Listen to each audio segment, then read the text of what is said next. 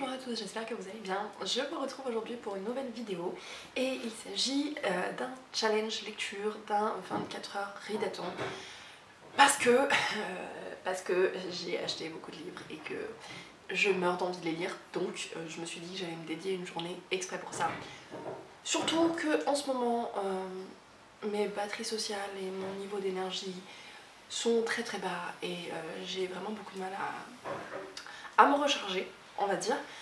En plus, bon bah, crise d'endométriose plus angine et rhinopharyngite qui prennent leur temps pour s'en aller, je suis un peu KO. Donc, j'ai pas envie de sortir. Donc je me suis dit que tant qu'à faire, autant utiliser cette journée pour la dédier entièrement à la lecture. On est dimanche, donc ça devrait être une journée tranquille. Comme je disais, comme je suis malade et que voilà, je suis pas du tout en forme, de toute façon, j'ai rien de prévu et je suis de retour chez ma mère, donc j'avoue, je suis un peu, je me comporte un peu comme un bébé et donc je ne fais pas grand chose et ma mère s'occupe de moi. D'ailleurs, pour le petit déjeuner, elle m'a fait de la galette et j'ai mis des petits chocolats dessus. Et c'était le goûter qu'elle me faisait quand j'étais en primaire, c'était le goûter que j'amenais dans mon sac à dos tous les matins quand j'étais en primaire. Donc voilà, je retombe complètement en enfance. Et quand j'étais enfant, bah, effectivement, le dimanche c'était souvent une journée où soit j'étais dehors à jouer, faire du vélo, etc. Soit s'il faisait pas beau, j'étais enfermée dans ma chambre et personne ne me voyait pendant 24 heures parce que ben, je lisais. Donc je me suis dit que j'allais faire pareil aujourd'hui. Je me suis préparé un thé dans ma superbe nouvelle tasse que j'ai achetée à Singapour. Et surtout je me suis préparé une pile à lire. Donc pour commencer, je vais lire Anne de Redmond, donc le tome 3 de Anne de Coney Gables de Lucy Maud Montgomery. J'ai les éditions de chez Monsieur Toussaint Louverture parce qu'elles sont juste absolument sublimes. Donc voilà, une lecture doudou, une lecture où je sais que je vais pas me prendre la tête, que ça va me faire du bien, que ça va être agréable et ça devrait se lire assez vite. Ensuite j'ai prévu de lire L'Empire de Jade de Ellie Harini, Ellie que j'ai rencontrée quand j'étais à Singapour. Ces livres me font envie depuis super longtemps, mais j'attendais que le tome 3 soit sorti pour pouvoir enchaîner les 3 si besoin. Et voilà, parce que j'ai toujours cette peur que les auteurs n'aillent pas au bout de leur saga. Donc je fais ce truc que les auteurs détestent, qui est de ne pas acheter le premier tome tant que toute la saga n'est pas sortie. Maintenant que c'est fait, le 3e tome est sorti il y a 2 mois peut-être, quelque chose comme ça, je ne sais plus exactement. Du coup je me suis procuré le tome 1 et ça va être une de mes lectures de la journée. Il est assez lourd, il fait 450 pages à peu près. Anne de Redmond en fait plutôt 350. Donc rien que tout ça, ça représente déjà beaucoup de lecture. Mais je me suis quand même prévu un autre format pour alterner un petit peu. Il s'agit de I'm Glad My Mom Died de Jeanette McCurdy, donc que je vais écouter en audiobook. L'audiobook fait techniquement 6 heures, mais comme j'écoute toujours en vitesse 1x5 ou 2, là j'ai mis en 1x5 et je verrai par rapport à la voix de la lectrice si ça passe ou pas, ou si je mets plus rapide. En tout cas je vais tabler sur cette vitesse là pour le moment et me dire que du coup ça fera 4h20 d'écoute, donc ça devrait facilement tenir dans la journée. Donc j'ai prévu mon matériel pour prendre des notes parce que j'aime prendre des notes quand j'écris et que pendant 7 mois je n'ai pas pu le faire parce que j'avais pas de livre papier. Donc là maintenant que j'ai à nouveau le support papier, je vais pouvoir mettre mes petites annotations un peu partout. Je n'écris jamais directement sur les livres ou alors en crayon de papier, mais j'ai encore du mal à le refaire. Je le faisais beaucoup avant, mais j'ai arrêté de le faire pendant un long moment. Je m'y remets petit à petit, mais je suis pas encore très à l'aise, donc je préfère mettre des petits post-it ou des petits papiers et écrire dessus et le mettre directement dans la page. Donc c'est ce que j'ai prévu, c'est pour ça que j'ai sorti mon petit matériel et je suis prête à passer une journée à ne faire que lire.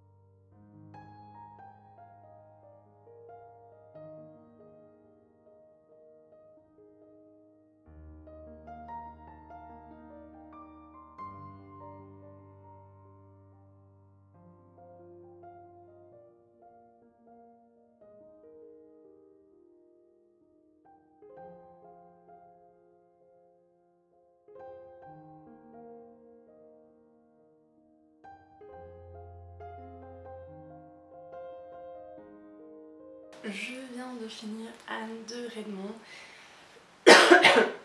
Alors il est un petit peu tard parce que j'ai fait une pause dans l'après-midi parce que j'avais beaucoup trop mal, donc je me suis reposée.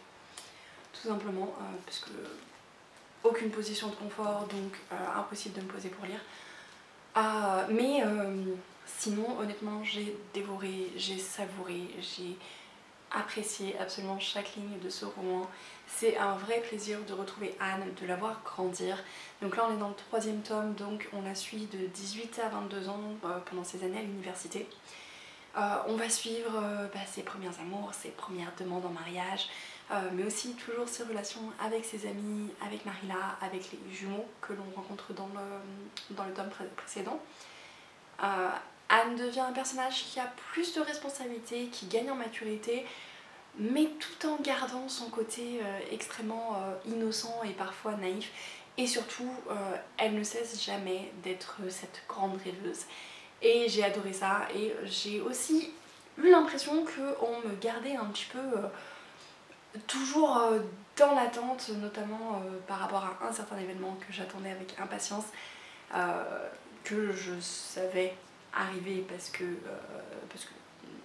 j'ai vu la série et parce que je me suis fait spoiler les livres aussi, mais c'est de toute façon un événement, quelque chose qu'on attend, auquel on s'attend depuis longtemps, enfin qu'on sait qu'il va arriver à un moment dans la série. Et pendant tout le long du livre, j'ai eu l'impression qu'on me servait des ascenseurs émotionnels sur le sujet, tout le long. Et j'ai adoré ça. J'ai adoré que ce ne soit pas trop évident ou trop facile, qu'il y ait un petit peu voilà, de suspense, presque on taquine le lecteur parce qu'on sait ce qu'il veut. Et la plume est toujours aussi douce et poétique. Il y a un petit peu moins de ces envolées lyriques de description, mais on retrouve quand même toujours la poésie, les rêveries et la manière un petit peu magique de voir de Anne. Donc c'est un petit peu moins présent dans ce tome-là, mais j'ai quand même autant apprécié parce qu'on nous sert un petit peu plus de tranches de vie, autant de la vie de Anne que des personnes qu'elle rencontre ou qu'elle côtoie au quotidien. Donc c'est un vrai petit bijou, encore une fois. Une lecture qui fait vraiment du bien et ça se lit vraiment tout seul, ça fait juste plaisir à lire. C'est le genre de lecture où il y a des choses qui se passent, pas forcément tout est gai, hein, il y a des moments un petit peu tristes. Anne rencontre aussi des difficultés, voilà, tout n'est pas parfait. Mais il y a quand même cette sensation de feel good qui arrive dès la première page et qui ne nous quitte pas. Donc voilà, j'ai passé une excellente journée grâce à cette lecture et je pense que je ne vais pas attendre trop longtemps avant de lire le tome 4, voire enchaîner avec le 5 puisque je les ai tous deux dans ma bibliothèque. Donc voilà, je risque de les lire très bientôt au cours de l'été parce que ça fait vraiment du bien de retrouver ces personnages. En parallèle, donc pendant que j'ai mangé à midi et le soir, j'ai continué, j'ai commencé l'écoute de l'audiobook de I'm Glad My Mom Died. J'en suis au chapitre 10, les chapitres sont courts, il y en a genre 90, donc voilà, j'en suis encore au début, j'ai même pas écouté 10% du bouquin je pense. Pour le moment je ne sais pas trop ce que j'en pense, j'en ai entendu tellement de commentaires très intéressants et de personnes qui avaient vraiment adoré cette lecture que j'en attends beaucoup, mine de rien. Et pour le moment, je ne sais pas encore ce que j'en pense. Je suis assez mal à l'aise en fait par rapport à ce que j'entends, par rapport à ce que j'écoute et par rapport à la relation du coup que cette personne, que l'actrice autrice a avec sa mère, puisque du coup, elle nous raconte tout depuis son enfance. Donc on est un peu, donc il y a le prologue où elle parle du jour de sa mort et puis ensuite on revient en arrière et on est un peu par ordre chronologique.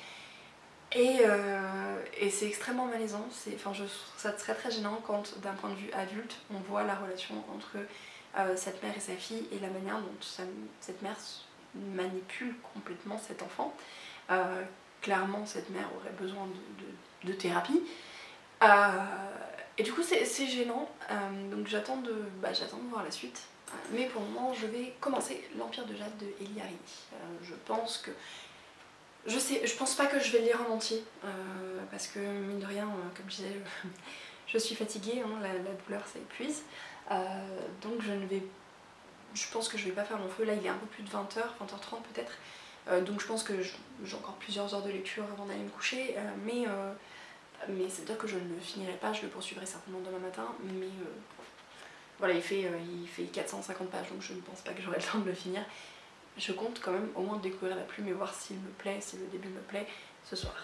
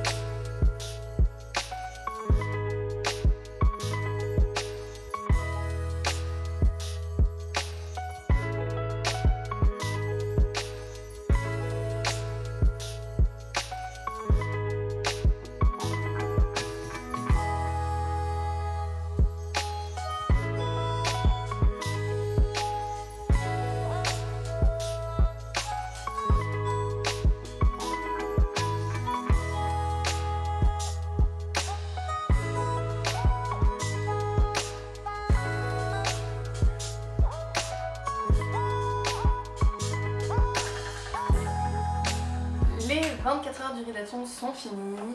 J'ai donc lu pendant cette période-là le tome 3 de Anne de Green Gables de Lizzie Montgomery.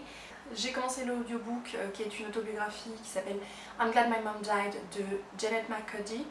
J'étais censée le continuer hier soir. Je me suis mise dans mon lit avec mon téléphone. Le but était d'écouter l'audiobook. Et en fait à la place je me suis retrouvée sur TikTok. Voilà, je n'avais pas été sur TikTok depuis une éternité. Et apparemment, il faut pas plus d'une fois pour retomber dans le cercle infernal de l'addiction à TikTok.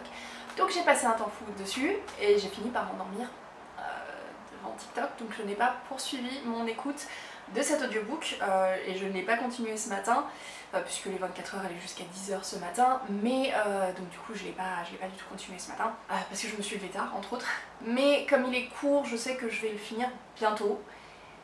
D'autre part, j'ai commencé, donc hier soir j'ai lu 50 pages de L'Empire de Jade, donc le livre 1 de Elie Harini. J'ai lu encore 50 pages ce matin, donc j'en étais à 100 pages. Là on est l'après-midi, il est 14 h, j'ai continué de lire, donc j'en suis à 170 pages.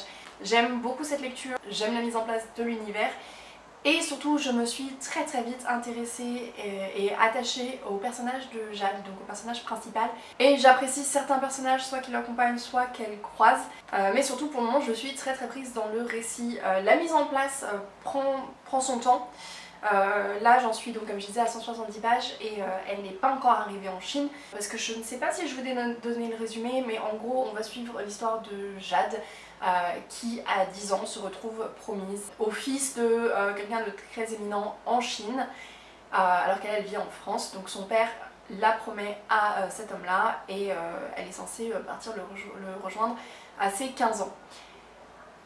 Et en fait donc là j'en suis à 170 pages et elle n'est pas encore arrivée en Chine, ou elle est sur le point d'y arriver, mais voilà, ça, on prend le temps vraiment de voir l'évolution de ce personnage entre ses 10 ans et ses 15 ans pour le moment, et les différentes étapes qui se passent non seulement dans sa tête mais aussi dans sa vie, comment elle évolue et à quel point elle n'a aucun contrôle sur son destin. C'est un personnage que j'apprécie beaucoup, j'aime sa mentalité et j'ai hâte de continuer à suivre son aventure. Je sais que je vais le finir très bientôt. Je vais continuer de le lire aujourd'hui dans la journée et probablement demain, et je l'aurai certainement fini demain. De même que l'audiobook. Donc ce que je vais faire, c'est que même si je ne les ai pas lus pendant le readathon, pendant le challenge que je m'étais donné, je vous ferai quand même un petit bilan quand je les aurai finis dans cette vidéo, histoire de vous dire ce que j'en ai pensé jusqu'au bout, puisque je vais les finir dans la foulée, donc autant vous en parler. Donc voilà pour le moment, le readathon a été quand même une bonne expérience. Ce que j'en conclus par rapport au readathon, c'est que ça sert à rien. Ce n'est pas un format de challenge qui me correspond. À moins que je le fasse sur un week-end ou un challenge avec quelqu'un, mais en tout cas toute seule, ça me motive pas plus que ça. Donc je pense que je partirai plutôt sur des challenges de week-end à 1000 ou de 7 jours 7 livres, ce genre de challenge pour les prochaines fois. Parce que voilà, c'était une expérience que je ne réitérerai pas forcément. Et je vous retrouve bientôt pour vous dire ce que j'ai pensé de ces 2 lectures supplémentaires. Je reviens donc une fois les 24 heures largement passées pour vous parler des deux derniers livres que j'ai finis. Donc tout d'abord j'ai fini I'm Glad My Mom Died que j'ai écouté en audiobook et en fait il y a un moment où je me suis posée une après-midi où je faisais des petites bricoles et je n'avais pas envie d'arrêter le livre. Voilà, passer le cap de malaise du début, j'ai vraiment été prise dedans et j'ai vraiment apprécié le ton. J'avais surtout besoin de savoir à quel moment donc l'autrice Jeannette se rendrait compte que à quel point sa relation avec sa mère était nocive, était toxique et à quel point sa mère la manipulait et je voulais voir comment elle allait s'en sortir, comment elle allait réussir à sortir de ce cercle vicieux, comment elle allait apprendre à gérer ses troubles du comportement alimentaire, l'alcoolisme qui arrive à un moment donné, ses relations, son rapport avec le fait d'être actrice. Tout ça, j'avais vraiment... voilà, plus on avançait, plus j'avais envie de voir comment elle allait s'en sortir. Parce que mine de rien, on finit par s'attacher à elle. J'ai fini par l'apercevoir vraiment comme quelqu'un qui a été manipulé toute sa vie, qui n'a jamais eu l'occasion de faire ses propres choix et d'être elle-même, puisqu'elle a toujours tout fait par rapport à sa mère. Et elle a pas mal enchaîné.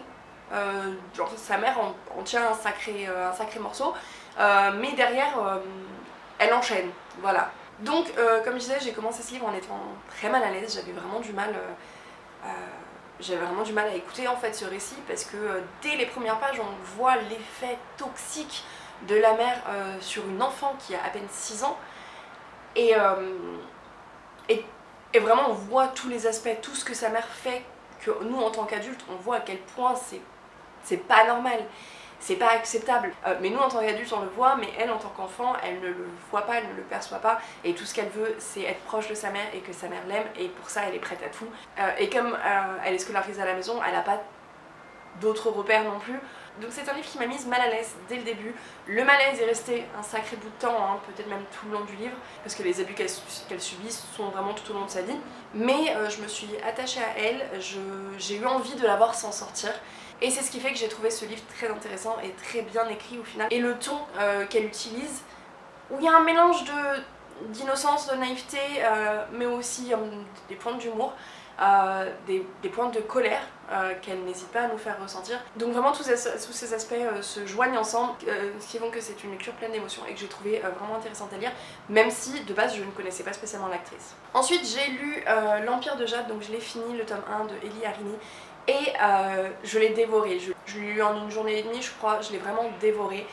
J'ai adoré le personnage de Jade, son évolution et surtout le fait que c'est un personnage qui donc se retrouve promise à un homme dans un autre pays, sur un autre continent, à l'autre bout du monde, qu'elle ne connaît pas et qu'elle craint. Et elle arrive malgré tout au long de l'histoire, à conserver sa force de caractère. Oui, elle va aller en Chine pour le retrouver, oui, elle va accepter les ordres qu'elle a reçus parce qu'elle ne peut pas faire autrement. Et étant une femme au XVIIe siècle, elle n'a pas vraiment le choix. Mais malgré ça, elle s'arrange pour toujours conserver ce qui fait d'elle qui elle est. Elle conserve son indépendance et sa liberté, elle conserve énormément de choses, ou du moins elle se bat pour les conserver, et j'ai beaucoup aimé ça. L'intrigue est extrêmement prenante, vraiment j'étais à fond dedans. Alors il y a un truc que j'ai pas aimé, c'est un trope dans l'histoire, où l'autrice a choisi une direction, elle fait un choix qui se comprend complètement et qui est justifié, qui est expliqué, qui va très bien dans l'histoire, etc. C'est juste que quand moi je lis un livre, j'aime quand ça va complètement à l'opposé. Donc je peux pas dire ce que c'est, sinon je vais spoiler. Mais au niveau de la romance, elle est partie dans la direction opposée à ce que moi j'aime. C'est juste du goût personnel, ça n'a rien à voir avec le fait que ça ne devrait pas arriver, etc. Rien à voir, c'est juste mon goût personnel. Je préfère quand ça va dans l'autre direction. Et malgré ça, j'ai quand même adoré l'évolution des personnages, donc ça m'a pas empêché d'aimer le livre jusqu'au bout. J'ai hâte de me procurer la suite. Je pense que je ne vais pas vraiment tarder à finir la trilogie parce que vraiment l'univers est très prenant, il y a plein d'actions, ça bouge tout le temps, on s'attache aux personnages et il y a énormément de choses. Et c'est assez dense tout en étant facile à comprendre, c'est facile à suivre puisqu'on apprend les coutumes en même temps que Jade, donc on se retrouve pas avec trop d'informations en même temps. C'est ultra facile à lire, c'est ultra agréable, la plume est belle, malgré qu'elle soit coupable à un moment d'avoir relâché un souffle qu'elle ne savait pas qu'elle retenait. Mais on pardonne, c'est juste une fois. ça arrive, et surtout quand c'est le premier roman de l'autrice, et honnêtement si je ne l'avais pas su avant, je ne m'en serais pas doutée à la lecture parce que l'intrigue est très bien ficelée et on est vraiment tenu en haleine du début à la fin, avec des parties très différentes puisqu'on a une partie qui se passe en France, on a une partie ensuite du voyage et une partie en Chine, et j'ai adoré toutes les parties. Donc ce premier tome frôle le coup de cœur et j'ai hâte de continuer la trilogie. Donc voilà pour ce readathon de 24 heures qui du coup a duré 3 jours. Mais je voulais vous présenter les lectures une fois que je les avais finies. Donc ça a été 3 excellentes lectures et je suis ravie de m'être un petit peu poussée à la lecture, d'avoir profité de ces moments-là pour mettre en priorité la lecture parce que j'ai découvert de très bonnes lectures et une très belle plume avec Lia Rini. Donc je pense que je referai un challenge dans ce style-là. Alors comme j'ai dit, pas sur 24 heures puisque ça me correspond finalement pas, mais peut-être un 7 jours, 7 livres, quelque chose comme ça. En tout cas, si vous avez lu un de ces 3 livres, n'hésitez pas à me le dire en commentaire, n'hésitez pas à me donner votre avis, à me dire si vous avez apprécié ces lectures ou si elles vous font envie. Sur ce, je vous souhaite de très bonnes lectures et je vous dis à très bientôt.